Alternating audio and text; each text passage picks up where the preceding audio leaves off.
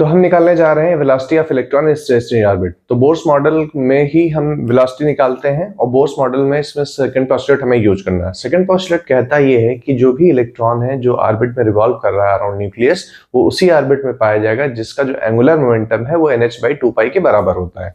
तो अगर हम बात करें बोर्स के सेकंड पोस्टुलेट से, तो हमारा L किसके बराबर होना चाहिए? nh/2π के बराबर होना चाहिए, ठीक है। और L एक्चुअली है क्या? वो है आपका mv/r = nh/2π, ठीक है। अब हमें चूंकि वेलोसिटी चाहिए तो v = हो जाएगा nh/2πmr। अच्छा, r यहां पे क्या है? हम बोर रेडियस फाइंड आउट कर चुके अपने लास्ट वीडियो में। तो और बोर रेडियस का जो फॉर्मूला हो जाता है वो हो जाता है n²h²ε0/ze²πm, ठीक है।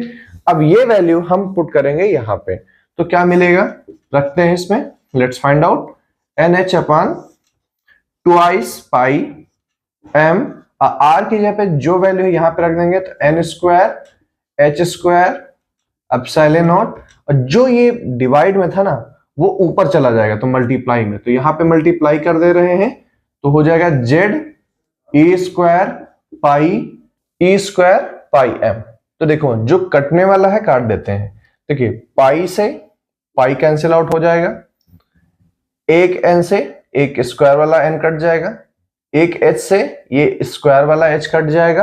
तो अब क्या बचेगा? v = बचेगा सिर्फ हमारे पास ze² divided by twice m से m एक और कट जाएगा तो ट्वाइस nh/ε0। इतनी वैल्यू हमारे पास बच रही है, ठीक है। तो ये मान लीजिए nth ऑर्बिट में इलेक्ट्रॉन की स्पीड आ गई। चलिए हम हाइड्रोजन के केस में इसका स्पीड निकाल के देख लेते हैं एक केस में, ठीक है। तो अगर हम हाइड्रोजन के किसी ऑर्बिट में, तो यहां पे हाइड्रोजन का केस ले रहे हैं, तो फॉर h एटम z की वैल्यू 1 हो जाएगी। फर्स्ट ऑर्बिट में लेंगे, चूंकि उसके पास एक ही ऑर्बिट होता है तो n = 1। तो यहां वैल्यू पुट करेंगे तो हमें v कितना मिल जाएगा? e² e की वैल्यू क्या होती है? 1.6 × 10⁻⁻19। स्क्वायर करेंगे तो 1.6 × 1.6 10⁻⁻19 का स्क्वायर करेंगे तो 10⁻38 हो जाएगा। डिवाइड करेंगे ट्वाइस, n की वैल्यू 1 ही है और h की वैल्यू 6.63 × 10⁻34 होता है। और इंटू ε0 की बात करें तो ε0 की वैल्यू होती है 8.85 × 10⁻12।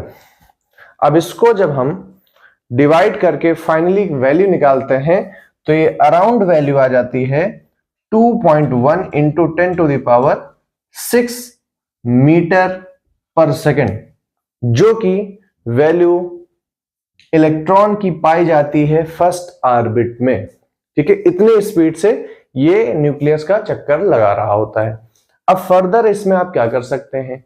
जो रिलेशन पहले रेडियस में पूछा जाता है कि प्रिंसिपल क्वांटम नंबर्स के साथ क्या रिलेशन आता है, तो अगर रेडियस की अगर बात करें तो r हमारा डायरेक्टली प्रोपोर्शनल होता है n² के। अगर हम वेलोसिटी केस में देखें तो z कांस्टेंट है, e कांस्टेंट है, h कांस्टेंट है, एप्सिलॉन कांस्टेंट है, तो v हमारा क्या है? इनवर्सली प्रोपोर्शनल है प्रिंसिपल क्वांटम नंबर के।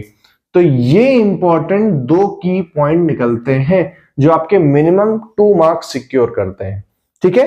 तो इस वीडियो में इतना रखते हैं, मिलते हैं नेक्स्ट क्लास में। Thank you.